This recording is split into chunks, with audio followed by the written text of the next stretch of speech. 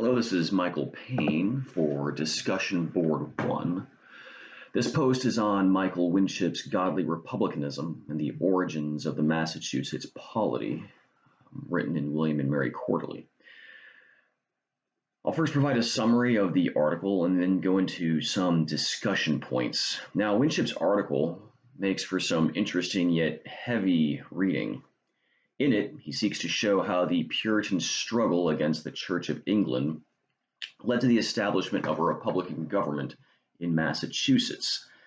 He makes an interesting point that many of the members of the Massachusetts Bay Company were involved in the struggle against Charles I and his own power struggle against Parliament. This struggle affected their thoughts on how government should be run and how the rights of people can best be protected from tyranny. Puritans held to a Presbyterian form of theology as well as church polity.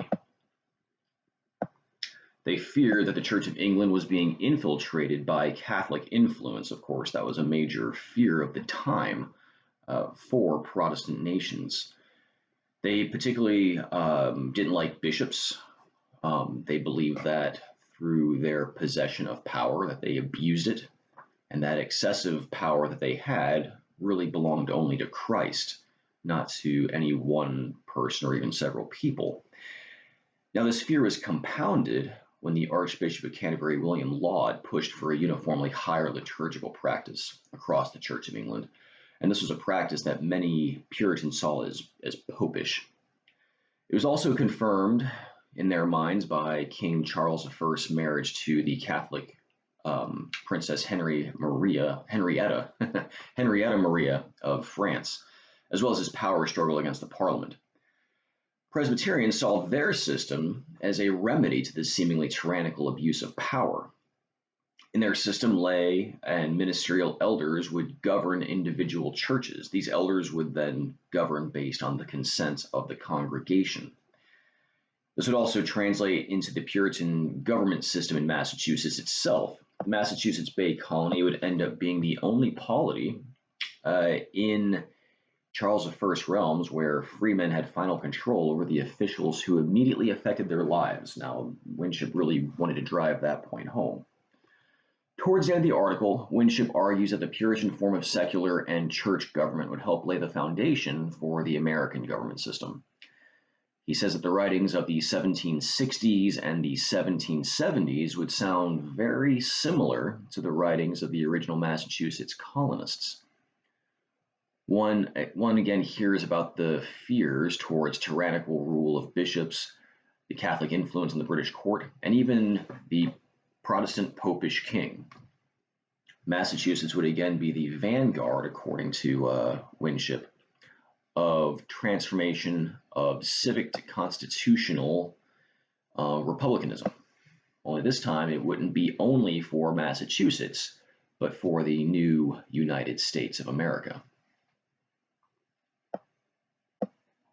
So transitioning to some discussion on Winship's article here, I think he makes some excellent arguments. He shows well how the experience of Puritans in England affected their decision to set up a Republican government in Massachusetts.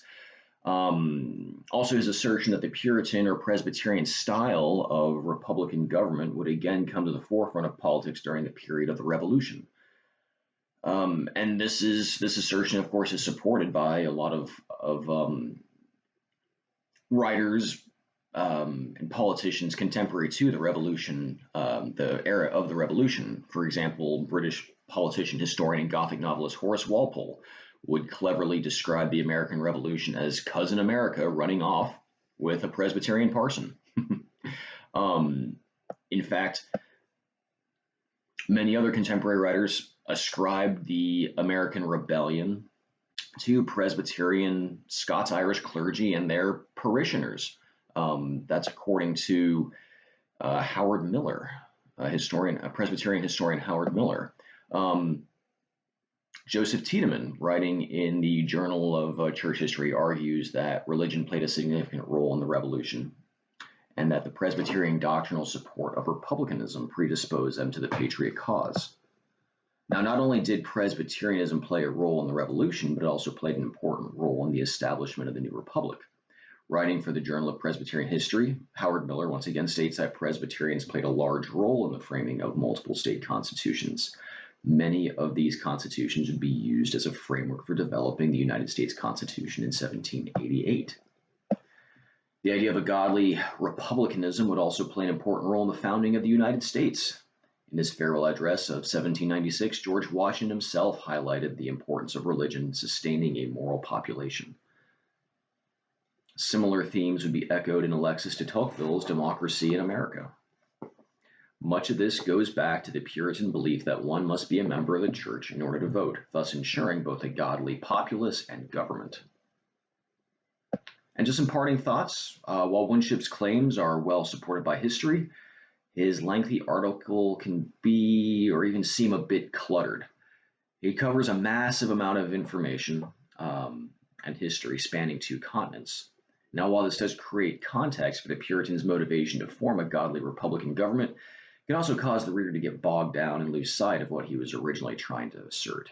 However, if one can make it through the extra details, it's worth reading for understanding the religious influence on America's unique form of government. Thank you.